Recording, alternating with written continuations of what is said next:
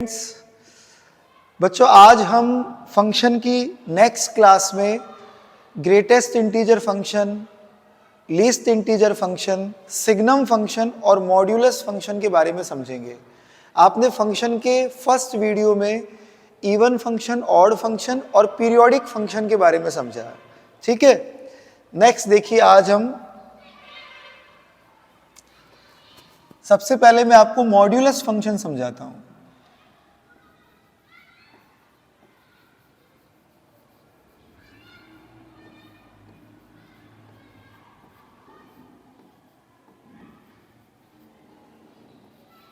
Modulus function होता है F X equal to mod x.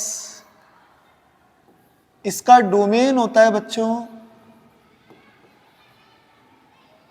Real number, but इसकी range होती है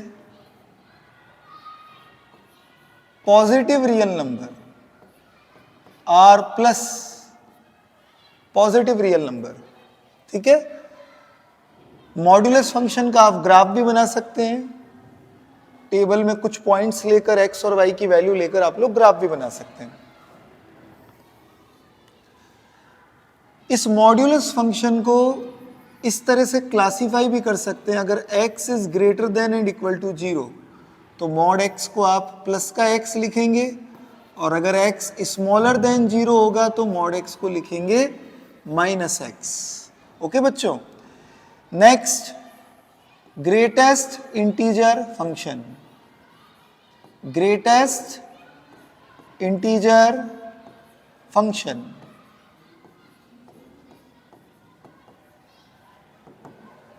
ग्रेटेस्ट इंटीजर फंक्शन बच्चों f x is equal to close bracket x, इस तरह से रिप्रेजेंट किया जाता है बच्चों।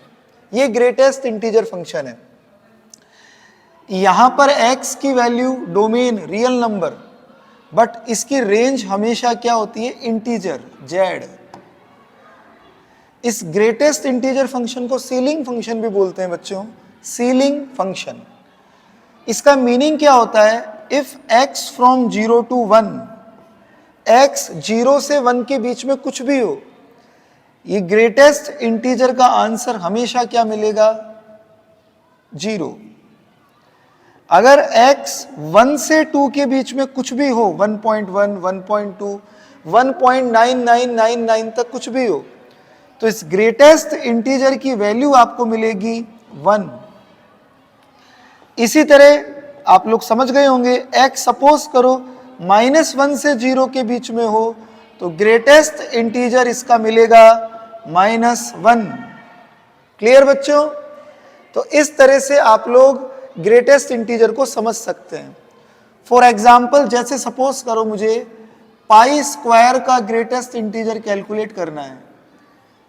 पाई की वैल्यू सभी जानते हैं, स्क्वायर करेंगे करीब 9 पॉइंट समथिंग, कुछ भी लिख लो, 9.62 लिख लेते हैं, और ग्रेटेस्ट इंटीजर कितना हो जाएगा इसका, 9। या सपोज करो माइनस पाई स्क्वायर का ग्रेटेस्ट करना है, इसका 9 क्यों हुआ, बिकॉज ये 9 से 10 के बीच में है, तो 9 आंसर हो गया। इसी तरह ये है बच्चों माइनस का 9.62, तो ये वैल्यू -10 से -9 के बीच में है, इसीलिए इसका ग्रेटेस्ट इंटीजर रहेगा -10। क्लियर। इस ग्रेटेस्ट इंटीजर के लिए कुछ प्रॉपर्टीज है। ग्रेटेस्ट इंटीजर ऑफ x और ग्रेटेस्ट इंटीजर ऑफ -x, ये हमेशा -1 होगा if x is not belongs to integer. आप x की कोई भी नॉन इंटीजर वैल्यू, आप यही समझ लो, ये x हो गया आपका पाई स्क्वायर और -x हो गया माइनस पाई स्क्वायर। देखो इसका वैल्यू आपको मिला 9 और इसका वैल्यू मिला -10, तो आंसर कितना आया इनको सम करने पर, -1। बट अगर x इंटीजर हो जाए, अगर x इंटीजर हो जाए, जैसे सपोज करो x की वैल्यू 9 का ग्रेटेस्ट इंटीजर 9 और -9 का ग्रेटेस्ट इंटीजर -9, और दोनों को प्लस करेंगे तो क्या हो जाएगा 0। एक प्रॉपर्टी बच्चों ग्रेटेस्ट इंटीजर के लिए कि अगर किसी x में कोई इंटीजर ऐड कर दिया जाए, z फॉर इंटीजर, तो आप इसे इस तरह से लिख सकते हैं। ओके, काफी यूज में आती है ये, इंटीग्रेशन में भी काफी, डेफिनेट इंटीग्रल में भी ये दोनों प्रॉपर्टियां बहुत यूज में आती है बच्चों। ठीक है ना। नेक्स्ट एक क्वेश्चन समझते हैं हम इसी टॉपिक पर बेस्ड। जैसे सपोज करो f(x) is equal to cos pi square x plus cos minus pi square x at x equal to pi by 2, what is the value of function? f pi by 2 आपको calculate करना है, ऐसे समझ लो आप।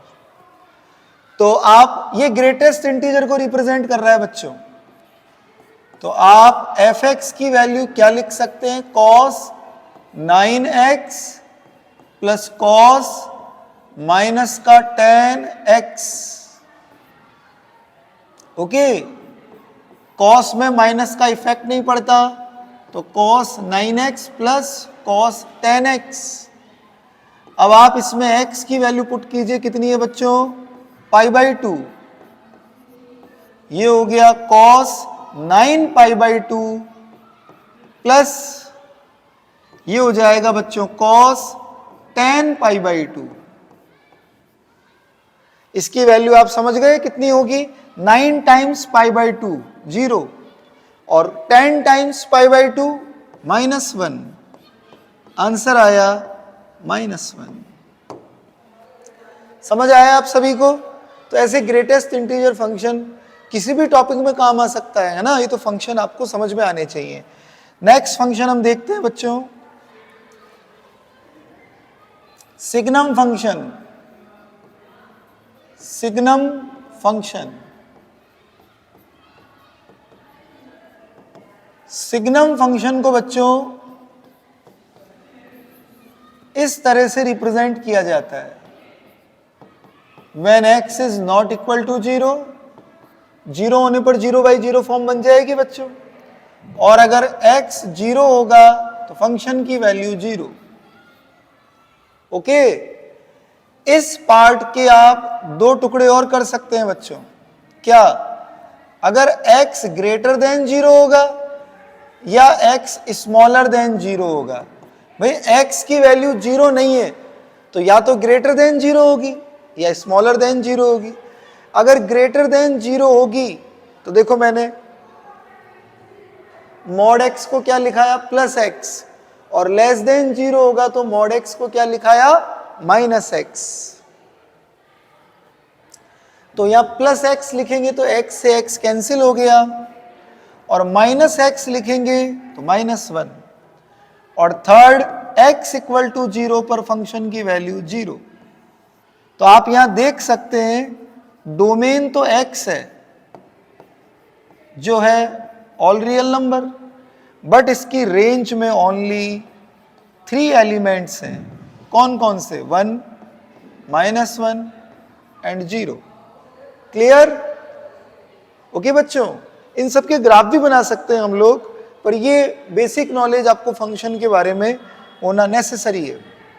Next बच्चों, अब मैं आपको समझाता हूं बच्चों least integer function. Least integer function,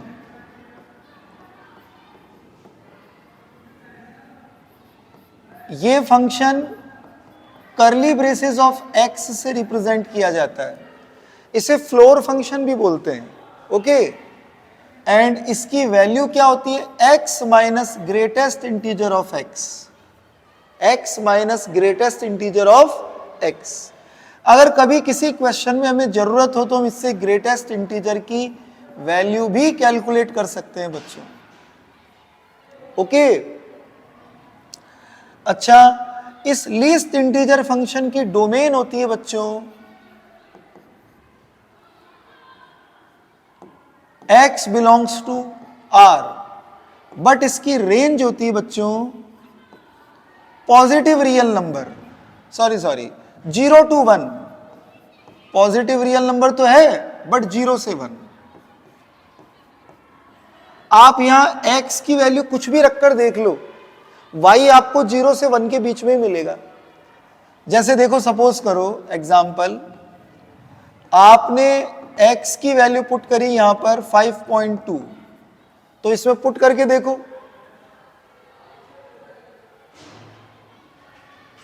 क्या मिलेगा आपको 0.2, 5.3 रखो तो 0.3, 5.4 रखेंगे तो 0.4, 5.99 रखेंगे तो ये 5 ही रहेगा और माइनस करने पर 0.9999, और जैसे ही 6 रखेंगे 6 का ग्रेटेस्ट इंटीजर भी 6, फिर 0 हो गया। फिर 6.1 रखेंगे तो इसे माइनस करने पर 0.1, 6.2 रखेंगे माइनस करने पर 0.2, ऐसे 6.99 तक रखो तो 0.999 बचेगा। पर जैसे ही x की वैल्यू 7 रखेंगे फिर 7 - 7 0 हो गया। तो आपने देखा इसकी रेंज 0 से 1 के बीच में है, बट 1 कभी नहीं हो सकता, इसीलिए मैंने 1 को इंक्लूड नहीं किया। आया बच्चों समझ में आपको? तो आपने आज की वीडियो में ये 4 फंक्शन समझे हैं। ओके बच्चों, नेक्स्ट वीडियो में हम लोग लॉगरिदमिक फंक्शन और इनवर्स ट्रिग्नोमेट्री फंक्शन की डोमेन और रेंज समझेंगे, और फिर इसके बाद में डोमेन और रेंज के आपको पास्ट ईयर के क्वेश्चन समझाऊंगा। ठीक है बच्चों?